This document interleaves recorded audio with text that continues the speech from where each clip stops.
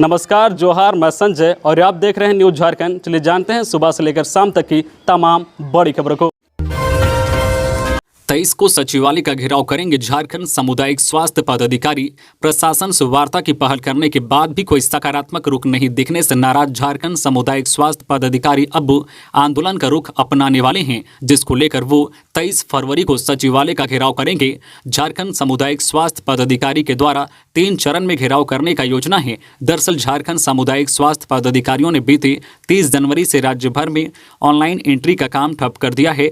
उनका कहना है कि उनके द्वारा कई बार प्रशासन से वार्ता की पहल की जा चुकी है, लेकिन अब तक प्रशासन कोई सकारात्मक रुख नहीं उठाई है। ऐसे में अब स्वास्थ्य पदाधिकारियों ने आंदोलन की रूपरेखा तैयार कर लिया है। साथ ही झारखंड के सभी सामुदायिक स्वास्थ्य पदाधिकारी 23 फरवरी यानी गुरुवार को सचिवालय का घेराव करेंगे। बता दें कि झारखंड सामुदायिक स्वास्थ्य पदाधिकारियों के द्वारा घेराव 3 चरण में किया जाएगा। सभी 23 को सचिवालय का घेराव करेंगे, जिसके बाद 24 फरवरी को स्वास्थ्य मंत्री आवास का घेराव और 25 फरवरी को मुख्यमंत्री आवास का घेराव करेंगे। धनबाद की सब्जी मंडी में लगी भीषण आग, 15 से अधिक दुकानें जलकर खाक। सरायढेला थाना क्षेत्र के स्टील गेट स्थित सब्जी मंडी में देर रात भीषण आग लग गई। स्थानीय लोग के द्वारा घटना की सूचना अग्निशमन विभाग को दी गई। सूचना मिलने के बाद दमकल गाड़ियां मौके पर पहुंची। दमकल वाहनों के द्वारा आग पर काबू पाया गया। हालांकि इस हादसे में करीब 15 दुकानें जलकर राख हो गई है। सब्जी मंडी में पहले भी आग लगने की घटना घट चुकी है। गनीमत रहे कि यह हादसा रात में हुआ, वरना लोगों की जान जा सकती थी, क्योंकि अमूमन लोगों की भीड़ यहां ज्यादा रहती है। लोगों की भीड़ शाम के वक्त ज्यादा रहती है। आग लगने की यह चौथी घटना है। दुकानदारों का कहना है कि असामाजिक तत्वों के द्वारा आग लगाई गई है। दुकान बंद होने के बाद असामाजिक तत्व के लोग दुकानों की गलियों में बैठकर शराब का सेवन करते हैं। असामाजिक तत्वों के द्वारा ही आग लगाई गई है। दुकानदारों ने सरकार और प्रशासन से मुआवजे की मांग की है। घटना की सूचना मिलने के बाद विधायक राज सिन्हा भी मौके पर पहुंचे। आग पर काबू पाने तक वह मौके पर डटे रहे। दुकानदारों का कहना है कि यहां आग लगने की 4 बार घटना हो चुकी है। यहां 1 या 2 बार इत्तेफाक से आग लग सकती है, लेकिन 4 बार आग लग जाने की घटना इत्तेफाक से नहीं हो सकती। यहां रात असामाजिक तत्वों का गलियों में जमावड़ा रहता है, जिसके कारण आग लगने की घटना घटी है। सरहुल के दिन मैट्रिक और इंटर की परीक्षा। जैक द्वारा मैट्रिक इंटर की परीक्षा को लेकर जारी प्रोग्राम में 24 मार्च को परीक्षा निर्धारित है, जबकि उसी दिन राज्य भर में सरहुल का जुलूस निकलेगा। समितियों ने परीक्षा की तिथि में बदलाव की मांग की है।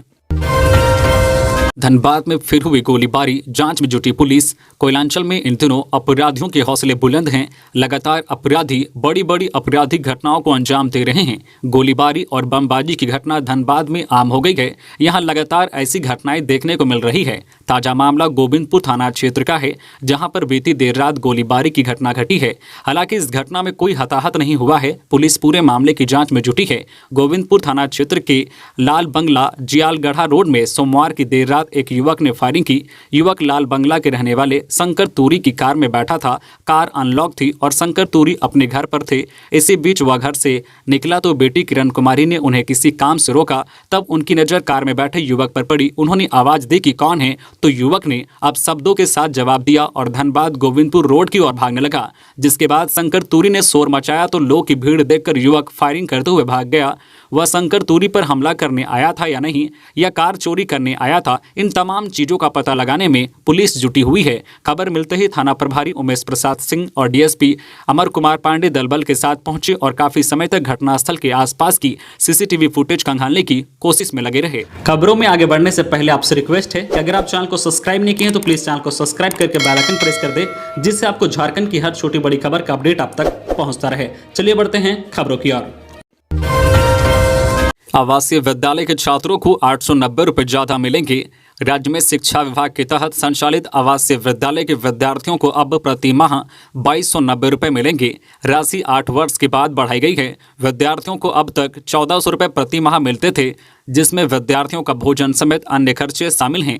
राशि में 890 रुपये की वृद्धि की गई है। यह निर्णय झासिप की कार्यकारिणी की बैठक में लिया गया। शिक्षा विभाग के तहत कस्तूरबा गांधी बालिका विद्यालय, झारखंड बालिका आवासीय विद्यालय और नेताजी सुभाष चंद्र बोस आवासीय विद्यालय संचालित होते हैं। विद्यालयों को अब कल्याण विभाग के आवासीय विद्यालय के अनुरूप राशि दी जाएगी। बैठक की अध्यक्षता मुख्य सचिव सुखदेव सिंह ने की। इस अवसर पर आधा दर्जन से अधिक एजेंडों पर विचार किया गया।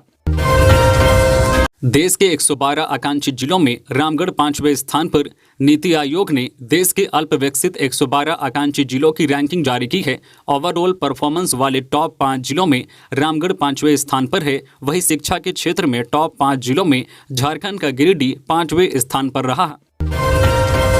झारखंड के मेडिकल कॉलेज में नियुक्त होने वाले प्रोफेसरों के लिए रखा गया है 30 लाख का पैकेज, फिर भी नहीं मिल रहा। झारखंड सरकार ने मेडिकल कॉलेजों में नियुक्ति के लिए अनुबंध पर रखे जाने वाले प्रोफेसर को प्रतिवर्ष 30 लाख का पैकेज तक दिया है। इसके बावजूद मेडिकल कॉलेजों के लिए ना तो प्रोफेसर मिल रहे हैं और ना ही एसोसिएट प्रोफेसर। सरकार ने अनुबंध पर रखे जाने वाले एसोसिएट प्रोफेसर के लिए सालाना 24 लाख रुपए का पैकेज तय किया है। मेडिकल कॉलेजों की मान्यता बचाने के लिए स्वास्थ्य विभाग 6 माह से प्रयासरत है। इस दौरान 4 बार से अधिक विज्ञापन निकालकर नियुक्ति का प्रयास किया गया। एक बार फिर विभाग की ओर से मेडिकल कॉलेजों में प्रोफेसर के रिक्त पड़े 72 और एसोसिएट प्रोफेसर के नामासी पदों पर नियुक्ति के लिए विज्ञापन निकाला गया है। इनके लिए 4 मार्च को रिम्स रांची में वॉक इन इंटरव्यू रखा गया है। वहीं स्वास्थ्य विभाग ने 2 वर्षों के लिए अनुबंध पर सेवानिवृत्त चिकित्सकों की भी नियुक्ति के लिए विज्ञापन निकाला है। इसमें शहीद निर्मल महतो चिकित्सा महाविद्यालय एवं अस्पताल धनबाद, एमजीएम चिकित्सा महाविद्यालय एवं अस्पताल जमशेदपुर, फूलो झानो चिकित्सा महाविद्यालय एवं अस्पताल दुमका, मेदिनी राय चिकित्सा महाविद्यालय एवं अस्पताल पलामू व शेख भिखारी चिकित्सा महाविद्यालय एवं अस्पताल हजारीबाग शामिल हैं। सऊदी अरब में डुमरी के प्रवासी मजदूर को यातनाएं, हैवान वन मालिक करा रहा काम। सरकार से वतन वापसी की गुहार। बगैर जांच पड़ताल व निबंधन कराए रोजगार की आस में विदेश जाने वाले प्रवासी मजदूरों को कई तरह की यातनाएं झेलनी पड़ती है। एजेंट पर भरोसा कर वे विदेश चले जाते हैं, फिर परेशानी में शासन प्रशासन से वतन वापसी की विनती करने को विवश होते हैं। कुछ ऐसे ही विषम परिस्थिति से गिरिडीह जिले के डुमरी प्रखंड के चकरबराई गाँव का युवक शुभलाल महतो गुजर रहा है। सऊदी अरब में मालिक उसे यातना दे रहा है। पासपोर्ट जलाने के बाद उसकी पिटाई भी की जा रही है। महतो के स्वजनों के मुताबिक 18 दिसंबर 2022 को सऊदी अरब में कमाने के लिए महतो यहां से निकला था, इस आस में कि उसकी कमाई से उसका घर परिवार संवर जाएगा। पर कुछ दिन बाद ही उसका मालिक वहां हैवान बन गया। रोते हुए शुभलाल ने सोमवार को अपने स्वजनों को किसी दूसरे के मोबाइल से फ़ोन कर अपनी पीड़ा बताई। कहा कि बचा लीजिए, यहाँ काफिल मालिक उससे गुलामों की तरह काम ले रहा है। पैसे मांगने पर पिटाई की जाती है। काफिल ने मेरे कपड़े, मोबाइल, पासपोर्ट सभी जला दिया है। अब यहाँ से भी परिवार वाले सरकार से मदद की गुहार लगा रहे हैं। इधर प्रवासी मजदूरों के हित में काम करने वाले सिकंदर अली ने केंद्र व राज्य सरकार से मदद करने की अपील की है। उन्होंने कहा है कि रोजगार के अभाव में झारखंड में आए दिन कहीं ना कहीं इस तरह के मामले सामने आ रहे हैं। हजारीबाग के डीएफओ व डीएमओ को झारखंड हाईकोर्ट का नोटिस। 28 फरवरी को सशरीर उपस्थित होने का निर्देश। झारखंड हाईकोर्ट के जस्टिस संजय प्रसाद की अदालत ने बालू लदे ट्रैक्टर को छोड़ने को लेकर दायर याचिका पर सुनवाई की। मामले की सुनवाई के दौरान प्रार्थी का पक्ष सुनने के बाद अदालत ने नाराजगी जताते हुए हजारीबाग के डीएफओ व डीएमओ को सशरीर हाजिर होने का निर्देश दिया। अदालत ने पूछा है कि 5 साल से बालू लदे ट्रैक्टर जब्ती मामले में कार्रवाई क्यों नहीं की गई, इतने लंबे समय तक क्यों बैठे रहे, एक ट्रैक्टर को छोड़ दिया गया और प्रार्थी के ट्रैक्टर को छोड़ा नहीं गया, इससे स्पष्ट करने का निर्देश दिया। मामले की अगली सुनवाई के लिए अदालत ने 28 फरवरी को दिन के 10:30 बजे का समय निर्धारित किया है। उस दिन डीएफओ व डीएमओ को सशरीर उपस्थित रहने को कहा गया है। इससे पूर्व प्रार्थी की ओर से अधिवक्ता हेमंत कुमार सिकरवार ने पक्ष सुनते हुए अदालत को बताया है कि एक ही मामले में 2 तरह की कार्रवाई की गई है। आपको बता दें कि एक व्यक्ति का जब्त ट्रैक्टर छोड़ दिया गया जबकि दूसरे का नहीं छोड़ा गया। वर्ष 2017 में हजारीबाग के हासिम अंसारी सहित 4 लोगों का बालू लदा ट्रैक्टर जब्त किया गया था। इसके बाद मामला भी दर्ज किया गया। ट्रैक्टर को लेकर प्रार्थी हासिम अंसारी व मोहम्मद रऊफ की ओर से अलग अलग रिविजनल याचिका दायर की गई थी। 50 टैंकर जर्जर। गर्मी में पानी की जरूरत पूरा नहीं कर पाएगा निगम। सूरज की तपिश बढ़ने के साथ ही राजधानी में आने वाले दिन में पेयजल को लेकर परेशानी बढ़ने वाली है। मार्च महीने में आमजन की इस मामले को लेकर परेशानी और बढ़ जाएगी।